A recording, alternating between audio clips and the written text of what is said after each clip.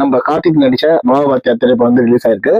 இந்த திரைப்படத்துக்கு வந்து பாத்தீங்கன்னா டிவிகே தொண்டர்கள் வந்து பெரும் ஆதரவு தெரிவிச்சிருக்காங்க. என்னன்னாக்கா பாத்தீங்கன்னாக்கா ஏன்னா பராசக்தி திரைப்படம் வந்து எப்படியாவது ஓடக்கூடாது அப்படின்ற ஒரே கருத்துக்காக இந்த படத்துக்கு வந்து பெரும் ஆதரவு பண்ணியிருக்காங்க. ஸோ இந்த திரைப்படம் வந்து பாத்தீங்கன்னா வெற்றி அடைஞ்சதா எப்படி இருக்கு அப்படின்ற விஷயத்த பார்க்கலாம். ஸோ அதுக்கு முன்னாடி நம்ம சேனல்ல சப்ஸ்கிரைப் பண்ணி வச்சுங்க. இந்த திரைப்படம் வந்து பாத்தீங்கன்னா ஒரு சூப்பர் ஹீரோ திரைப்படம் அப்படின்னு தான் நம்ம சொல்லணும். ஏன்னா கச்சிதமா வந்து எம்ஜிஆர் சாரோட லுக்கு வந்து அழகா வந்து கார்த்திக் அவர்களுக்கு வந்து பொரிஞ்சிருக்கு. 1987 வந்து எம்ஜிஆர் அவர்கள் வந்து இறக்குறாங்க. ஸோ அதே நேரத்துல வந்து பாத்தீங்கன்னாக்கா நம்ம கார்த்திக் அவர்கள் வந்து பிறக்கிறார். ஸோ வந்து ராஜ்கரன் வந்து கார்த்தியோட தாத்தா. அவர் வந்து தீவிர எம்ஜிஆர் ரசிகர். ஸோ அவர் வந்து கார்த்திக் அவர் வந்து எம்ஜிஆரோட மறு உருவமா நினைச்சுக்கிட்டு எம்ஜிஆர் மாதிரியே வந்து எம்ஜிஆர் அவர்கள் மாதிரியே வந்து தன் பேரனை வந்து வளர்க்கிறாரு.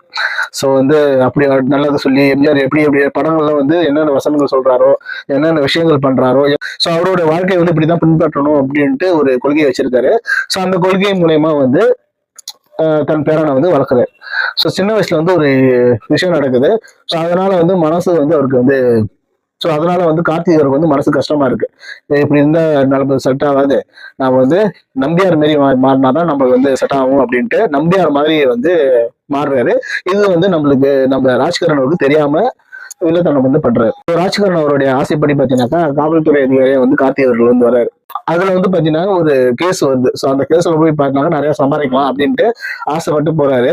ஸோ அந்த டைம்ல வந்து தாத்தா வந்து இறக்குறாரு. ஸோ தாத்தா இறந்ததுக்கு அப்புறம் வந்து பாத்தீங்கன்னாக்கா அந்த நைட்ல வந்து பாத்தீங்கன்னாக்கா கார்த்திகோட அவரோட உடம்புல வந்து ஒரு சேஞ்சஸ் ஏற்படுது. ஏன்னா நைட்டு மட்டும் வந்து பாத்தீங்கன்னாக்கா எம்ஜிஆரோட ஆத்மா வந்து அவர் உடம்புல பூந்து மாதிரியாகும். ஸோ அந்த டைம்ல வந்து தப்புகள் நடக்குது. ஸோ அதை வந்து தட்டி கேட்கற மாதிரி வந்து திரைக்கதை வந்து வச்சிருக்காங்க. இது வந்து ஒரு வித்தியாசமான திரைக்கதை. இது வந்து வித்தியாசமான கதை. அந்த கதைக்களத்தோட வந்து திரைக்கதையும் கொஞ்சம் நல்லா பண்ணியிருக்காங்க. இது வந்து சூப்பர் ஹீரோ திரைப்படம் அப்படிதான் வந்து நம்மளுக்கு வந்து தெரியுது. ஸோ இந்த மாதிரி சூப்பர் ஹீரோ திரைப்படம் வந்து பாத்தீங்கன்னாக்கா பட்ஜெட் வந்து கொஞ்சம் அதிகமா பண்ணியிருக்கும். ஏன்னா கொடுத்த பட்ஜெட்ல கரெக்டாக தான் பண்ணியிருக்காங்க. ஸோ அப்படி பண்ணியிருக்கும் போது திரைக்கதையில வந்து ஸ்பீடு கிடையாது.